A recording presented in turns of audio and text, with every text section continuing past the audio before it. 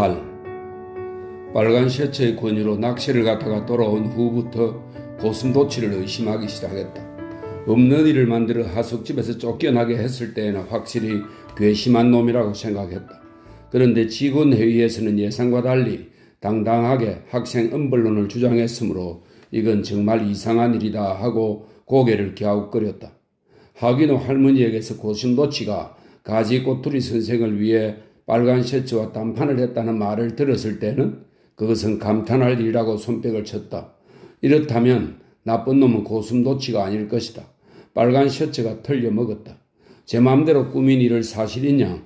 그것도 은근히 빗대어서 내 머릿속에 집어넣으려는 것이 아닌가 하고 의아하게 여기고 있는 참에 노제리가와 뚝에서 마돈나를 데리고 산책을 하고 있는 모습을 보았으므로 그 후부터는 빨간 셔츠는 한술 더 뜨는 놈이라고 인정해버렸다. 어떤 놈인지 확실히는 모르지만 어쨌든 좋은 사람은 아니다. 안과 밖이 다른 사람이다. 인간은 대쪽같이 곧지 않으면 미덥지가 못하다. 곧은 사람과는 싸움을 해도 마음이 시원하다. 빨간 셔츠와 같이 상냥하고 친절하고 고상한 척 노는 것과 호박 파이프를 자랑스럽게 내보이는 따위의 행동은 마음에 들지 않는다. 그런 자와는 함부로 싸움을 해서는 안 된다고 생각했다. 싸움을 해도 한판 씨름하는 것과 같이 기분 좋은 싸움은 되지 않겠다고 생각했다. 그렇다면 일전 오리의 문제로 교무실 전체가 놀라게 시비까지 한 상대자인 고슴도치 편이 훨씬 인간답다. 회의 때 둥그런 방울 눈을 멀뚱멀뚱 희번덕거리며 나를 쏘아볼 때는 밉살스러운 녀석이라고 생각했지만 뒤에 생각해보니 그것도 빨간 셔츠의 양냥거리는 고양이 목소리보다는 낫다. 실은 그 회의가 끝난 뒤 사과를 해보려고 한두 마디 말을 걸어보았으나 녀석은 대답도 하지 않고 또 눈을 흘김으로 이쪽도 배알이 털려서 그대로 내버려 두고 말았다. 그 후로는 고슴도치는 나와 일체 말을 주고받지 않았다. 책상 위에 올려놓은 일전오리는 아직도 책상 위에 놓여있다. 먼지 투성이가 되어서 말이다. 나는 물론 손을 댈 수가 없다. 고슴도치는 결코 가져가지 않는다. 이 일전오리가 두 사람 사이에 장벽이 되어 나는 말을 하려고 해도 말이 안 나온다. 고슴도치는 완강하게 침묵을 지키고 있다. 나와 고슴도치에게는 일전오리가 두통거리였다. 나중에는 학교에 나가서 일전오리를 보기만 해도 벌써 괴로워졌다. 고슴도치와 내가 절교 상태를 지속하고 있는 동안 빨간 셔츠와 나는 여전히 종래의 관계를 지속하며 교제를 계속하고 있다. 노제리가와에서 만난 이튿날은 학교에 나오자마자 제일 먼저 내 옆으로 와서 자네 이번 하숙은 어떤가 하기도 하고 또 함께 러시아 작가나 낚으러 가지 않겠느냐고 여러 가지 이야기를 걸어왔다. 나는 약간 밉살스러웠으므로 이렇게 말했다. 어젯밤엔 2번씩이나 만났었지요? 아, 정거장에서? 선생은 언제든지 그 시각에 그 길 나가는가요? 너무 늦지 않은가요? 노제리가와 방죽에서도 만났었지요? 아니, 나는 거기엔 가지 않았답니다. 탕에 들어갔다가 곧 돌아왔지요? 뭘 그렇게 숨기는 건가? 내 눈으로 봤는데 거짓말도 아주 잘하는 사람이다. 이러고도 중학교 교감 노릇을 할 수만 있다면 나 같으면 대학 총장도 해내겠다. 나는 이때부터 더욱더 빨간 셔츠를 신용하지 않게 되었다. 신용하지 않는 빨간 셔츠와는 말을 하고 감복하고 있는 고슴도치와는 말을 안 한다. 세상에는 정말로 묘하게 돌아간다. 어느 날의 일이다. 빨간 셔츠가 자네한테 할 이야기가 좀 있으니 내 집으로 와 달라고 해서 애석하긴 했지만 온천 가는 것을 하루 거르고 4시경에 가보기로 했다. 빨간 셔츠는 똑신이지만 교감인 만큼 하숙은 벌써 면하고 현관이 제법 훌륭한 집에 살고 있었다. 집세는 9엔 50전이라고 한다. 9엔 50전만 내면 이렇게 버젓한 집에서 살 수가 있다면 나도 큰 마음을 먹고 도쿄에서 기요를 불러다가 기쁘게 해주고 싶은 생각이 들 정도로 아주 훌륭했다. 계십니까? 하고 들었으니 빨간 셔츠의 동생이 나와서 맞아준다.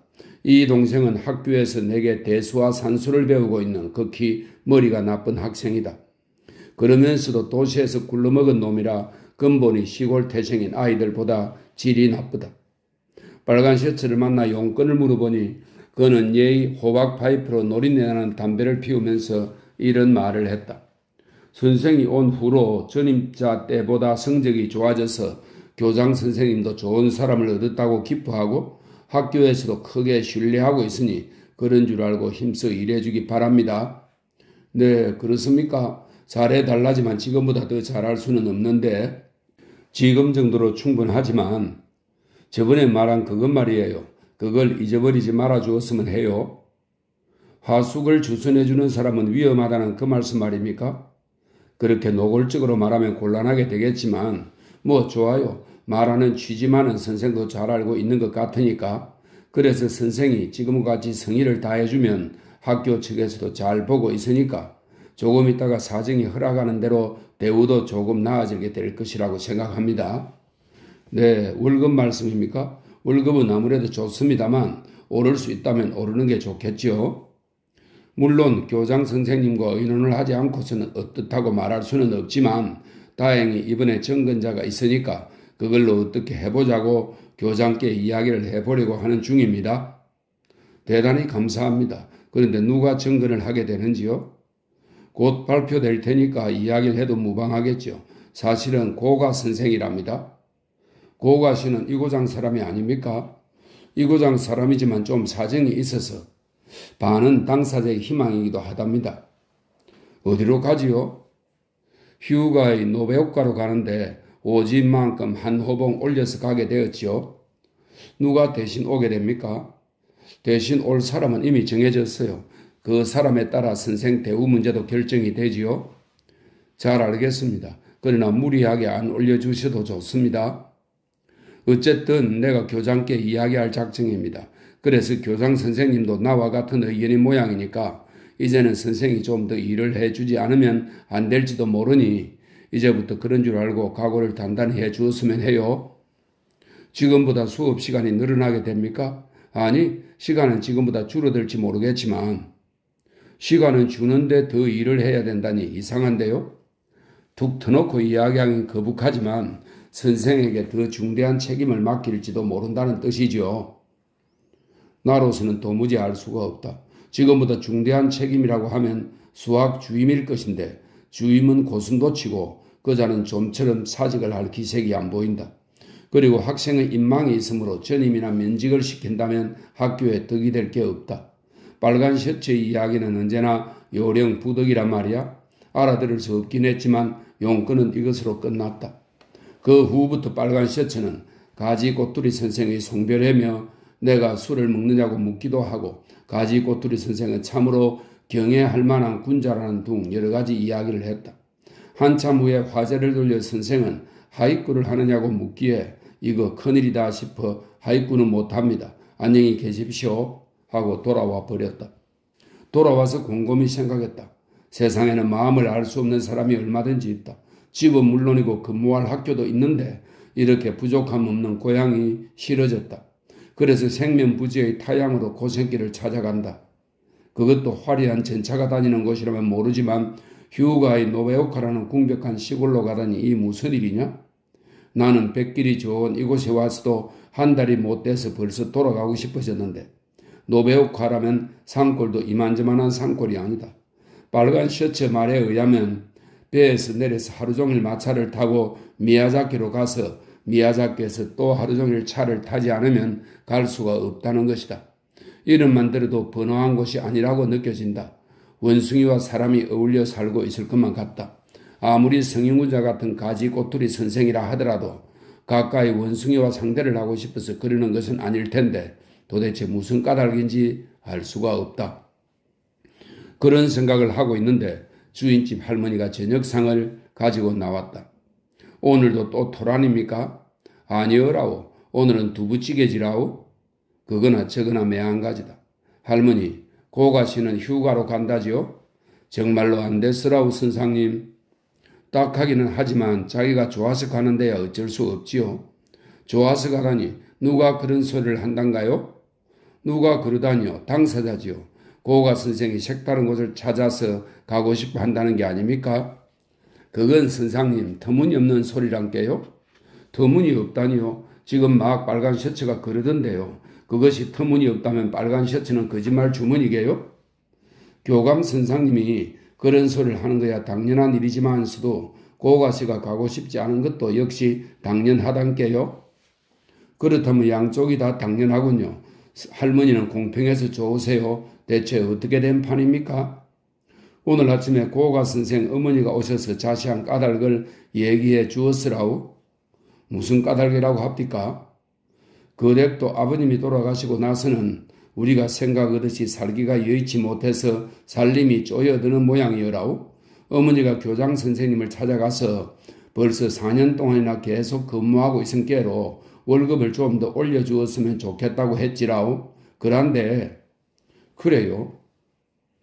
교장 선생님이 잘 생각해 보지요 하더래지 않겠으라우. 그래서 그 어머니도 안심을 하고 이제나 저제나 하고 기다리는 판에 교장 선생님이 고가식에 잠깐 와달라고 말하여서 가보니까 딱하지만 학교에는 돈이 모자라 월급을 올려줄 수가 없다. 그러나 노베오카에는 빈자리가 있어서 그곳이라면 매달 5엔 이상을 더 받을 수 있어 수속을 밟아놓았으니 잘 되었다 생각하고 그리로 가는 게 좋겠다. 이렇게 말씀하셨다더라우. 그렇다면 의논이 아니라 명령 아닙니까? 그렇지라우. 고가시는 다른 곳으로 가서 월급을 더 받는 것보담도 이대로 있는 게 좋다. 집도 있고 어머님도 계시고 함께 이대로 있게 해달라고 애원을 했다지라우.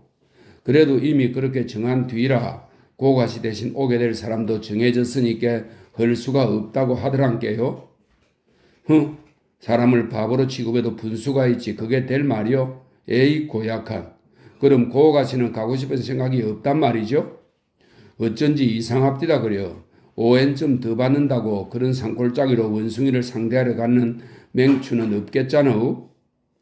맹추라니 누구 말이단가요? 그건 아무래도 좋지만 하여튼 모두가 빨간 셔츠의 계략일 겁니다. 괘씸하군요. 그야말로 날치기 덜치기나 다름없어요. 그래서 내 월급을 올려준다고 했군. 그따위 수작이 될 법한 일입니까? 올려준들 그까짓 걸 누가 박을 받을 줄 아나 보지. 채. 선상님은 월급이 오르게 되는 게라우. 올려준다고 합디다만 일 없다고 딱지를 줄랍니다. 왜 그러는 게라우 선상님? 아무튼 거절하겠어요 할머니. 그 빨간 셔츠는 바보입니다. 비겁해요. 비겁하지만 선상님 월급을 올려준다는 게 잠자코 받아두는 게 이익이 아니겠으라우. 젊었을 때는 곧잘 화를 내고 오기를 부리지만 나이를 먹고 보면 조금만 참았더라면 좋았을 것을 배짱을 부리다가 손해를 보았구나 하고 후회하게 되는 것이 보통이지라우. 이 할망구의 말을 듣고 교감 선생님이 월급을 올려준대글랑 고맙습니다 하고 받아두시란께요. 할머니는 쓸데없는 걱정은 마세요. 오르건 내리건 내 월급이라고요? 할머니는 잠자코 돌아가 버렸다. 영감쟁이는 만사태평으로 우타이를 흥얼거리고 있다.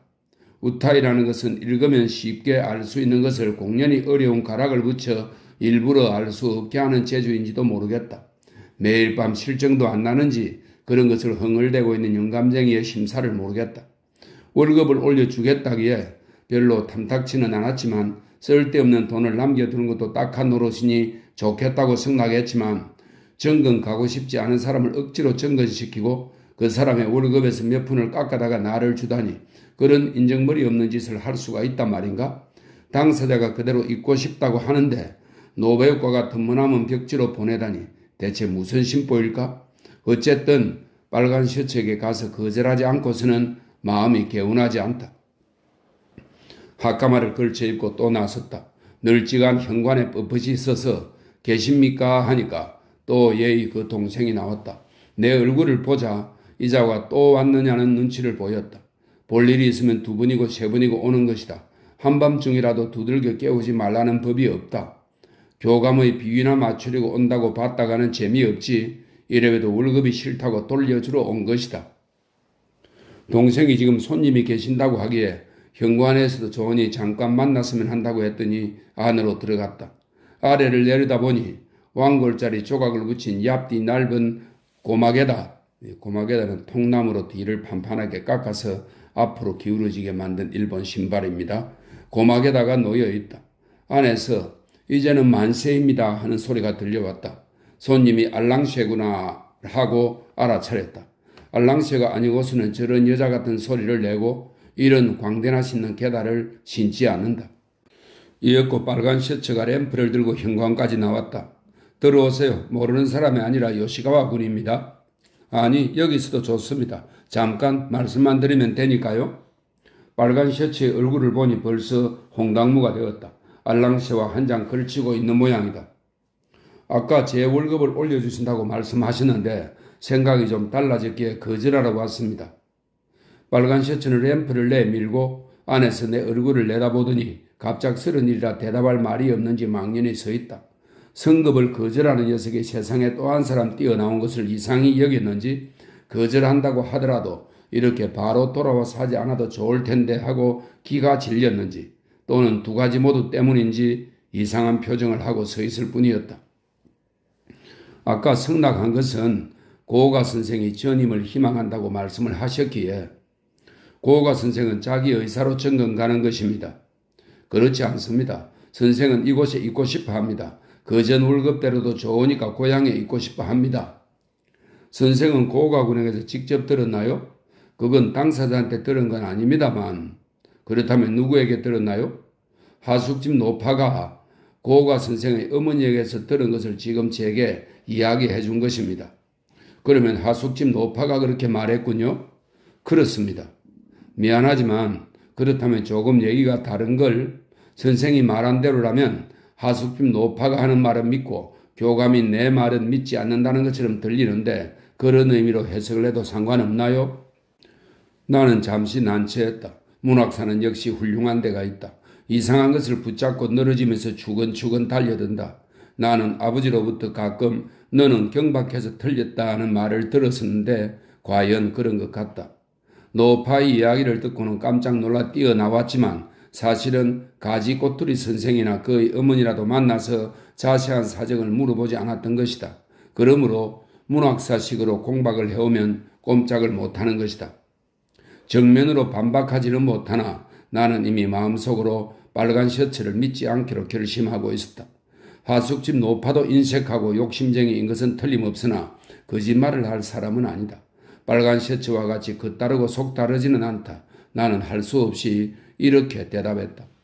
선생님이 말씀하신 것이 정말일지 모릅니다만 어쨌든 성금만은 사양하겠습니다.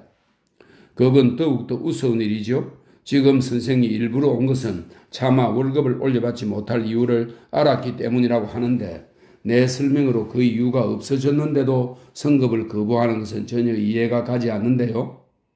이해하시기 어려울는지는 모릅니다만 어쨌든 거절합니다. 그토록 싫다면 억지로까지 해서 받으라고 말하지는 않겠지만은 겨우 2-3시간 사이에 이렇다 할 이유도 없는데도 갑자기 태도를 바꾸면 앞으로 선생의 신용에 문제가 생기는 것입니다. 그렇더라도 할 수 없지요. 그건 안 될 말이지요. 인간에게 신용처럼 소중한 것은 없거든요. 가령 한 그릇 양보해서 하숙집 주인이 아니고 그 아내 되는 노파입니다. 어느 편이든 좋아요.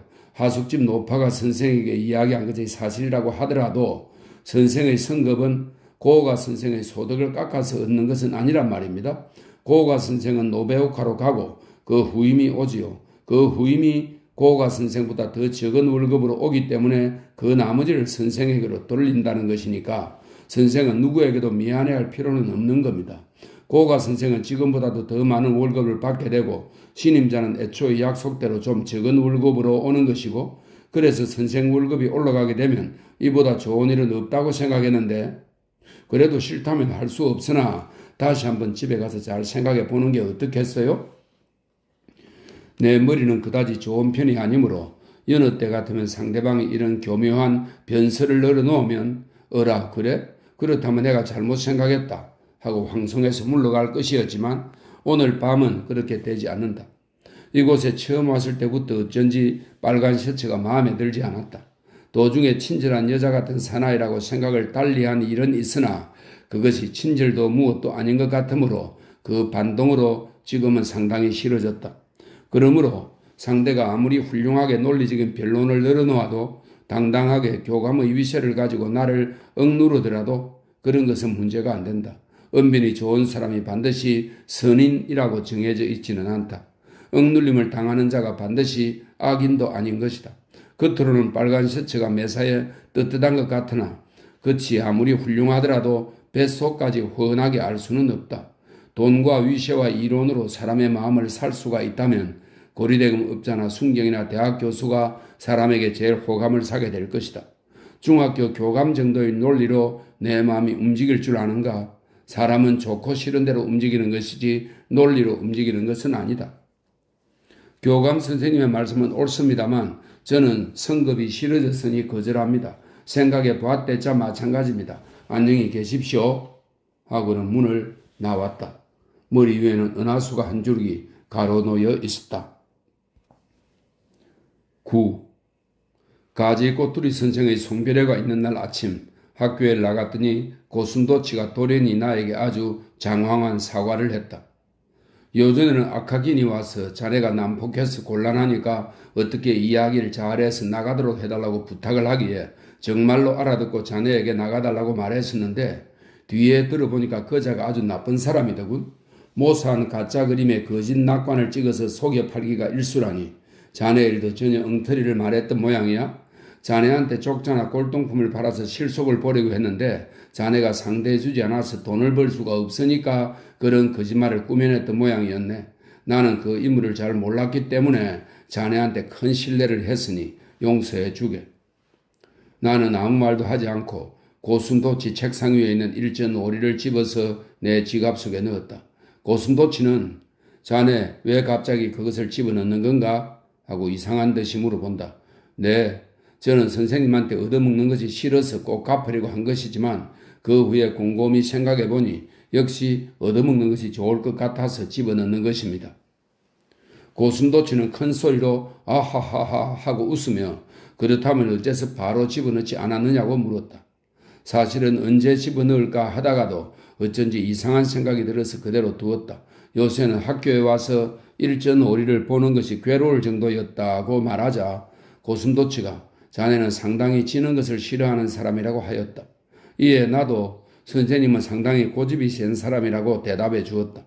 그리고 나서 우리 두 사람은 이런 이야기를 주고받았다. 자네는 도대체 어디 태생인가? 도쿄 사람이지요? 그런가? 어쩐지 고집이 대단하다고 생각했어. 선생님은 어디죠? 나는 아이즈 태생이라네.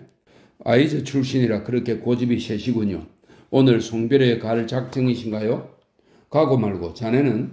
저도 물론 가지요. 고가시가 떠날 때는 선창까지 전송하러 나가려고 생각하고 있을 정도랍니다.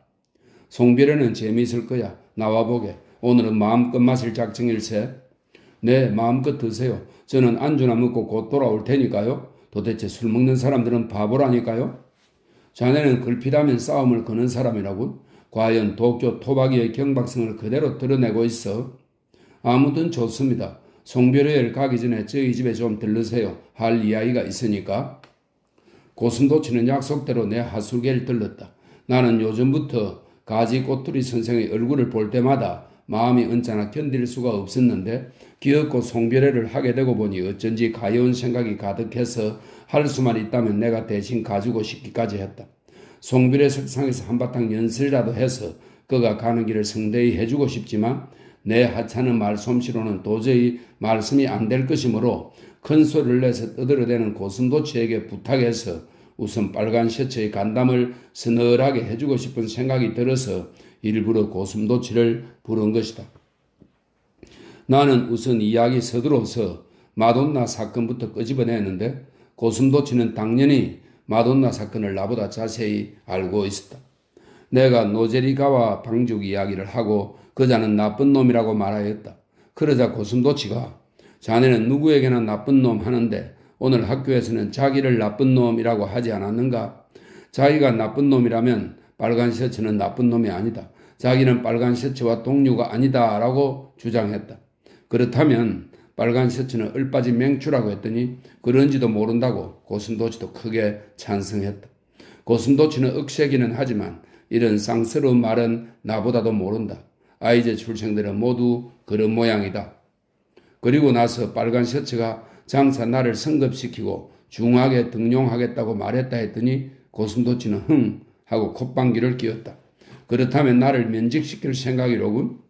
면직시킬 작정이라니. 그럼 선생님은 면직당하고 가만히 있을 생각이십니까? 누가 가만히 있는단 말인가? 내가 면직당하면 빨간 셔츠도 함께 면직시켜 버리겠어.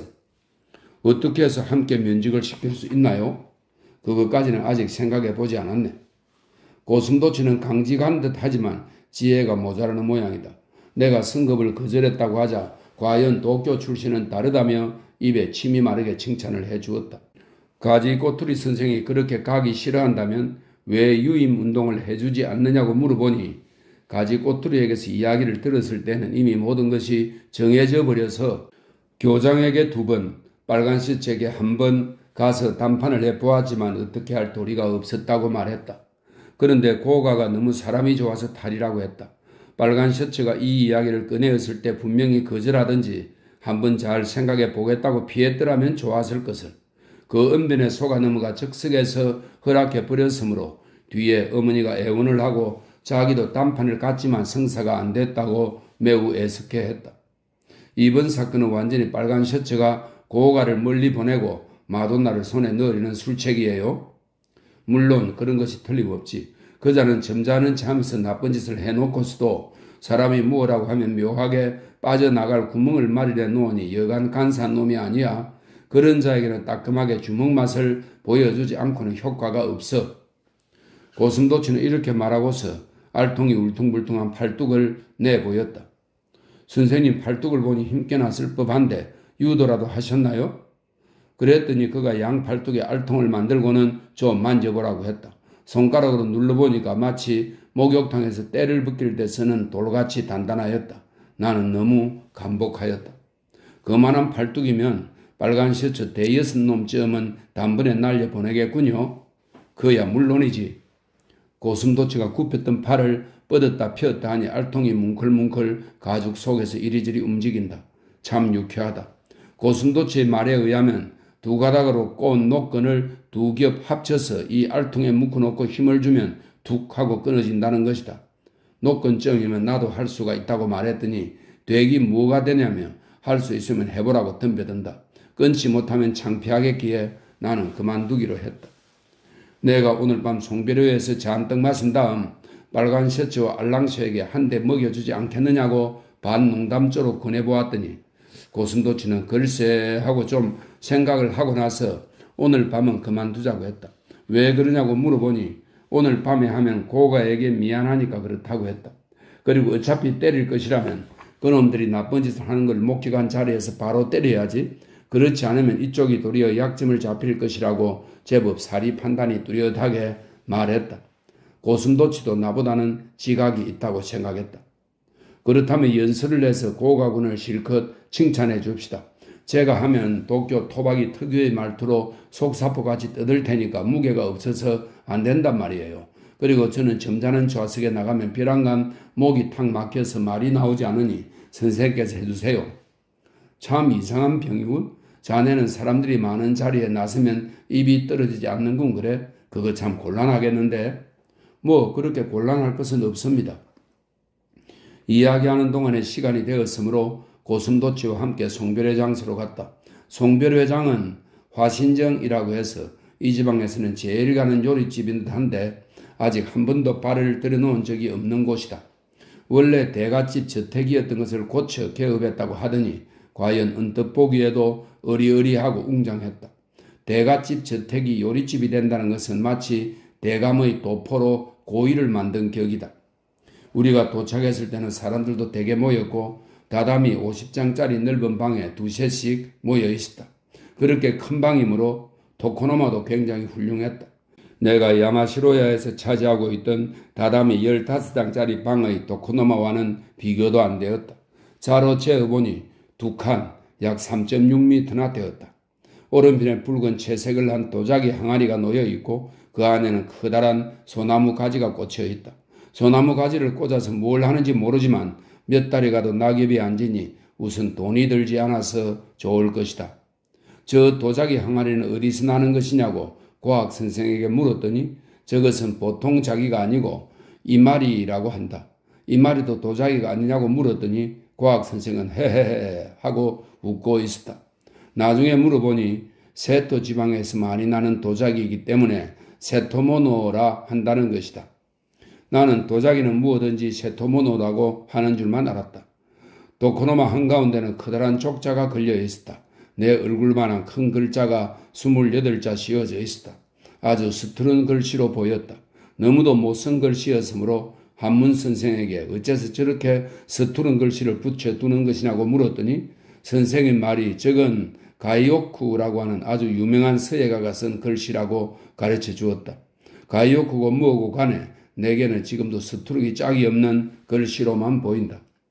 이윽고 서기인 가오무라가 모두들 모여달라고 하여 기둥이 있어 기대기 좋은 곳에 앉았다. 가이오쿠 족자 앞에 너구리가 하오리와 핫가마 예복을 갖추고 참석하자 왼편에 빨간 셔츠가 역시 하오리와 핫가마를 차려입고 정좌했다. 오른편은 오늘의 주인공이라고 해서 고가 선생이 일본 전통 의상을 갖추어 입고 앉아있다. 나는 양복이었으므로 무릎을 꿇고 있었다. 이윽고 상이 나온다. 술병이 늘어서 있다. 간사가 일어나 한 마리 개회살을 했다. 그러고는 너구리가 일어나고 빨간 셔츠가 일어섰다. 제각기 송별살을 늘어놓았지만 세 사람이 똑같이 말을 맞춘 듯이 가지꼬투리 선생은 훌륭한 선생이고 이렇게 떠나게 되니 지극히 섭섭한 일이다. 학교뿐 아니라 개인으로도 크게 섭섭한 일이지만 일신상의 사정으로 전임을 희망하였기 때문에 어떻게 할 도리가 없었다는 뜻으로 말했다. 이런 거짓말을 하고 송별회를 열고도 조금도 부끄럽게 여기지를 않는다. 특히 빨간 셔츠는 세 사람 가운데서 제일 고가 선생을 축혀 세웠다. 이런 좋은 벗을 잃는 것은 자기에게 있어서는 실로 커다란 불행이라고까지 말했다. 그 말하는 태도가 그야말로 진실인 양 그 상냥스러운 목소리를 한층 상냥스럽게 해서 말하였으므로 처음 듣는 사람은 누구나 틀림없이 속아 넘어갈 것이다. 마돈나도 아마 이런 수단에 걸려 들었을 것이다. 빨간 셔츠가 한창 송별사를 하고 있는 중에 맞은편에 앉아있던 고슴도치가 내 얼굴을 보고 잠깐 눈짓을 했다. 나는 응답으로 둘째 손가락으로 신호를 보냈다. 빨간 셔츠가 자리에 앉는 것을 기다렸다가 고슴도치가 불쑥 일어났으므로 나는 너무 기뻐서 무의식 중에 손바닥을 짝짝 쳤다. 그러자 너구리를 비롯해서 일동이 모두 나를 쳐다보는데 여간 무안하지가 않았다. 지금 교장 선생님과 교감 선생님은 고가 선생의 정근을 대단히 섭섭해 하셨지만 저는 그분들과 반대로 고가 선생이 하루라도 빨리 이곳을 떠나기를 희망하고 있습니다. 노베오카는 아주 벽촌으로 이곳에 비하면 물질적으로 불편할 것입니다. 그러나 들은 바에 의하면 풍속이 잠옷 순박한 곳으로 직원과 학생 모두가 소박하고 정직한 기풍을 띠고 있다고 합니다. 마음에도 없는 인사치레를 한다든가 점잖은 참에서 군자를 모함에 빠뜨리게 하는 하이칼라들은 한 사람도 없으므로 선생과 같이 온후하고 성실한 사람은 그 지방 전체의 환영을 받을 것이 틀림없습니다. 저는 고가 선생을 위해서 이번 정근을 크게 축하하는 바입니다. 끝으로 선생이 노바오카에 부임하거든 군자의 배필이 될 자격이 있는 숙녀를 택해서 하루라도 빨리 원만한 가정을 이루어 저 지조 없는 말괄량이가 부끄러워 얼굴을 들지 못하도록 해주기를 희망합니다. 고슴도치는 에헴 큰 기침을 하고는 자리에 앉았다. 나는 이번에도 손뼉을 치려고 생각했지만 또 모두가 내 얼굴을 보는 게 싫어서 그만두기로 했다. 고슴도치가 앉자 이번에는 가지꼬투리 선생이 일어났다. 선생은 정중하게 자기 자리에서 좌석 밑의 말석까지 가서는 공손하게 일동에게 격려를 하였다. 이번에 제가 개인 사정으로 규슈로 가게 되었는데 여러 선생님께서 이같이 성대한 송별회를 열어주신 것을 진실로 감사하게 여기는 바입니다. 특히 지금 교장 선생님, 교감 선생님, 기타 여러 선생님께서 송별사를 주신 데 대하여 크게 감사히 여기는 바입니다. 저는 이제부터 먼 곳으로 떠나갑니다만 앞으로도 종전과 같이 버리지 마시고 사랑해 주시기를 바랍니다. 말을 마치자 가지꼬투리 선생은 땅에 코가 닿도록 절을 하고 자리로 돌아갔다. 가지꼬투리 선생은 어디까지 사람이 좋은지 그 깊이를 알 수가 없었다. 자기를 이렇게 푸대접하고 있는 교장과 교감에게 공손히 인사를 드리는 것이다. 그것도 의례상 형식적으로 하는 인사라면 또 모르지만 그 태도와 말솜씨와 얼굴 표정으로 봐서 진심으로 감사히 여기는 것 같았다. 이런 성인 같은 사람에게 진심이 넘치는 인사말을 듣게 되면 미안한 생각이 들어 얼굴이 붉어질 만도 한데 너구리도 빨간 셔츠도 점잖게 듣고만 있을 뿐이다. 인사가 끝나자 저기서도 쭉 여기서도 쭉 하는 소리가 난다. 나도 흉내를 내서 국물을 마셔보았으나 맛대가리가 없다. 구운 생선이나 생선묵도 있으나 꺼멓게 타서 아주 맛이 없었다. 생선회도 놓여있지만 두꺼워서 참치 살점을 날 것으로 먹는 것 같았다. 그래도 옆에서들 맛있는 듯이 쩝쩝거리며 먹고 있다. 이 사람들은 대개가 도쿄 요리를 먹어본 일이 없을 것이다. 술병이 부산하게 떠나들게 되자 사방이 급작스럽게 떠들썩해졌다. 알랑새는 공손하게 교장 앞으로 나가 잔을 올리고 있다. 꼴보기 싫은 녀석이다. 가지꼬투리 선생은 차례차례 술을 따르며 한 바퀴를 돌 모양이다. 대단한 고역이다. 가지꼬투리 선생이 내 앞에 와서 한 잔 드시지요 하고 무릎을 꿇었다. 나도 거북스럽지만 양복 바지를 입은 채로 무릎을 꿇고 한 잔 따라주었다. 모처럼 왔는데 금방 헤어지게 되어 섭섭합니다. 떠나기는 언제 떠나십니까? 꼭 선창까지 전송을 나가겠습니다. 아니 바쁘실 텐데 그렇게까지 하실 필요는 없습니다. 그가 무엇 하든 나는 학교를 빠지고라도 배웅할 생각이다. 그 후 1시간쯤 지나는 동안에 자리는 점차 문란해져 갔다. 자, 한 잔. 아니 내가 군하는 판인데 라는 둥 혀가 제대로 안 돌아가는 사람이 하나 둘 늘어갔다. 벌써 나는 권태로워져서 화장실에 갔다가 고풍스럽게 꾸며진 정원을 별빛에 바라보고 있노라니까 고슴도치가 왔다. 어때? 아까 연설은 그럴듯했지? 대찬성이지만 한 군데 마음에 들지 않는 데가 있더군요. 어디가 못마땅하던가? 점잖은 낯짝을 하고서 사람을 함정에 떨어뜨리는 하이칼라 녀석은 노베오카에는 없으니까 하고 말하셨지요? 그랬지. 하이칼라 녀석으로만은 부족하지요? 그럼 뭐라고 하면 되지? 하이칼라 녀석에다가 협잡꾼, 사기꾼, 날치기, 앞잡이, 양의 탈을 쓴 늑대, 멍멍이 개같은 놈이라고 해야지 속이 시원하지요. 나는 그렇게 혀가 잘 돌아가질 않아. 자네 잊어보니 달변일세. 우선 단어를 많이 알고 있네 그려? 그런데 연설을 못하다니 이상한데? 뭘? 이건 싸움할 때 쓰려고 생각해 두었던 겁니다. 연설을 하려고 하면 이렇게 나오질 않거든요. 그런가? 그러나 청산유수로 막 쏟아져 나오던데 다시 한번 해보게나. 몇 번이라도 할 수 있지요. 자, 합니다. 하이칼라 녀석에게 협작꾼, 사기꾼, 날치기. 이렇게 주워 섬기고 있는데 복도를 쾅쾅거리며 두 사람이 비틀거리면서 달려왔다. 그 두 친구 너무하시는군. 도망을 치다니. 내가 있는 이상 결코 놓치지는 않을 걸. 자, 부어라 마십시다. 사기꾼? 재미있다 사기꾼. 재미있어. 자, 마시자고. 하고 나와 고슴도치를 붙잡아 끌고 간다. 실은 이 두 사람이 같이 화장실을 가려고 나왔던 것인데 취해서 화장실 가는 건 잊어버리고 우리들을 잡아 끄는 것일 게다. 취한 사람은 눈앞의 일만 알고 전의 일은 곧 잊어버리는 모양이다. 자, 여러분. 사기꾼들을 붙잡아 왔어요. 자, 실컷 입에 들이부으란 말이야. 사기꾼을 잔뜩 취하도록 술을 먹이라고. 자네 뺑소니를 쳐서는 안 되네. 하고 도망갈 수 없게 나를 벽에다 기대어 앉혀놓는 것이었다. 사방을 둘러봐도 상위에 먹을 만한 안주가 하나도 없다. 자기 몫을 깨끗하게 먹어치우고는 대여섯 간 옆으로 원정을 간 녀석도 있었다. 교장은 언제 돌아갔는지 보이질 않았다. 그때 기생 서너 명이 들어왔다. 나도 약간 놀랐지만 벽에 붙들려 있었기 때문에 앉아서 바라보기만 했다. 그러자 지금까지 기둥에 기대서 예의 호박 파이프를 물고 있던 빨간 셔츠가 급히 일어나 좌석을 뜨려고 했다. 맞은편에서 들어온 기생 하나가 웃으며 인사를 한다. 제일 아름다운 여자였다. 멀어서 들리지 않았지만 안녕하셨어요 정도의 인사를 하는 것 같았다. 빨간 셔츠는 모른 채 나가버리고는 얼굴을 내놓지 않았다. 아마도 교장의 뒷꽁무니를 따라 어디로 사라진 모양이었다. 기생이 들어오자 좌석은 한층 더 떠들썩해졌다. 일동이 함성을 지르며 환영할 정도로 왁자했다. 그리고 어떤 녀석들은 낭코놀이, 이 낭코놀이는 손바닥 속에 감춘 물건의 수요를 여럿이 알아맞추는 놀이입니다. 낭코놀이를 시작한다. 그 소리가 어찌나 큰지 마치 약장수가 차력술 연습이라도 하는 것 같다. 또 한쪽에서는 가위바위보를 한다. 두 손을 내밀었다가 감추었다는 모양이 마치 다크극단. 이 다크극단은 1881년부터 1920년까지 도쿄의 아사쿠사에서 인형극을 공연한 영국의 극단입니다.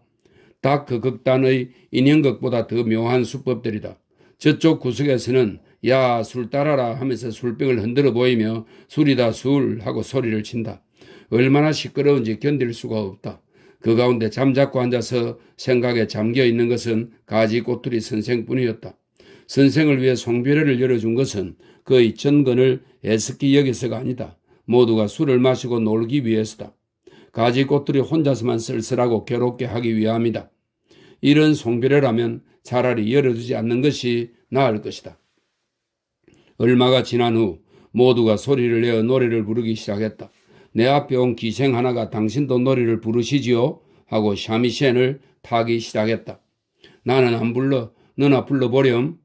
그러자 기생이 한숨에 노래를 뽑고는 몹시 숨이 찬다고 했다. 그렇게 숨이 차다면 다른 쉬운 것을 했으면 좋으련만. 그러자 어느 틈에 옆에 와서 앉아있던 알랑쉐가 서즈짱 만나고 싶은 사람을 만나나 했더니 곧 돌아가 버려서 안 됐구나 하고 여전히 유들유들한 말솜씨를 보인다. 몰라요 하고 기생은 얼굴이 밝아졌다. 알랑쉐는 거침없이 공교롭게 만나기는 만났는데 하고 이상한 소리를 내서 기다이유, 이 기다이유는 작은 북과 장구에 맞추어서 부르는 일본 고전 소교의 일종입니다. 기다이유의 흉내를 낸다. 그만두세요 하고 기생이 손바닥으로 알랑새의 무릎을 때리자 알랑새는 기뻐서 미친 듯이 웃었다. 이 기생은 빨간 셔츠에게 인사를 하던 여자다. 기생에게 맞고 웃다니 알랑새도 멍청한 놈이다. 서저짱, 내가 기이의 시골춤을 출 테니 샤미셴을 타줘요. 알랑새는 춤까지 출 생각이다. 맞은편의 한문성생 영감쟁이는 이가 없는 입을 실룩거리며 그냥은 안 들려요 템배상. 너와 나의 그 속은. 여기까지는 무사히 노래를 마쳤지만 그 다음은 뭐지? 하고 기생은 묻는다. 영감쟁이들은 기억력이 저렇게 나쁜가? 한 사람이 과학선생을 붙잡고 노래를 한다. 요새는 이런 노래가 생겼다오. 한번 해보리까? 자, 다들 들어보시라. 화월식 머리 털기, 흰 리본에 하이칼라 머리, 타는 건 자전거, 켜는 건 바이올린, 반벙어리 영어로 씹으려대며 I am glad to see you. 과학선생은 과연 재미있군. 영어 섞인 노래도 하구먼 하고 감탄을 했다. 고슴도치는 끔찍하게도 큰 소리로 기생 기생하고 불러서 내가 건물을 줄 테니 삼위산을 타라고 호령을 했다. 너무도 난폭한 소리였으므로 기생은 기가 질려 대답도 못했다. 고슴도치는 아무 거리낌 없이 단장을 가지고 와서 다파천산 만악연 하고 한가운데로 나와서 혼자서 자기 18번 장기를 보여주고 있다. 그런데 알랑새는 이미 기의 춤을 끝내고 가폴의 노래도 끝내고 시렁위의 오뚜기도 끝내고 옷을 헐헐 벗어 훈도시 하나만 걸치고 종려나무 빗자루를 양 겨드랑이에 끼고는 청일 회담은 꾀지고 하면서 좌석 가운데를 마구 돌아다녔다. 미치광이도 이런 미치광이가 있을까? 나는 아까부터 괴로운 듯 웃옷도 벗지 못하고 있는 가지꼬투리 선생이 딱해서 견딜 수가 없었다. 아무리 자기 송별회라고 하더라도 훈도시 바람으로 나체 무용까지 하는 것을 하오리를 입은 채 참고 있을 필요가 없다고 생각했으므로 그의 옆에 가서 물러갈 것을 권해보았다. 고가씨, 돌아가십시다. 오늘은 제 송별회니까 제가 가면 실례입니다. 조금 더 염려 마십시오. 괜찮습니다. 송별회면 송별회답게 해야지. 저 꼴을 보십시오. 미치광이 회의입니다. 자, 갑시다. 그가 내키하지 않는 것을 무리하게 권해서 좌석을 빠져나가려고 하는데 알랑새가 빗자루를 휘두르며 달려와서는 앞을 가로막았다. 야, 주인이 먼저 간다는 것은 안 될 말이지. 청일회담이다. 보내서는 안 된다. 나는 아까부터 화가 치밀어 오르고 있었으므로 청일회담이면 니놈이 오랑캐다 하고 주먹으로 알랑새의 대가리를 한 대 후려 갈겼다. 알랑새는 2, 3초 동안 얼빠진 놈처럼 멍하니 있다가 이건 너무하는군. 주먹으로 때리다니 한심한 놈이야. 이 요시가와에게 주먹질이라니 이거 참 놀랐는데 이제야 청일회담이구나 하고 말도 안 되는 소리를 넣어놓고 있는 판에 뒤에서 고슴도치가 소동을 알았는지 건물을 중지하고 뛰어와서 이 꼴볼견을 보고는 갑작스레 알랑새의 목덜미를 잡아당겼다. 청일, 아야야, 아파라. 이런 난폭한 짓을 하다니. 알랑새는 몸을 빼려고 꿈틀대는 틈을 타 옆으로 넘어뜨리니까 쾅 하고 쓰러져 버렸다. 그 뒤로는 어떻게 됐는지 모른다. 도중에 가지꼬투리 선생과 헤어져 집에 돌아와 보니 11시가 넘었었다.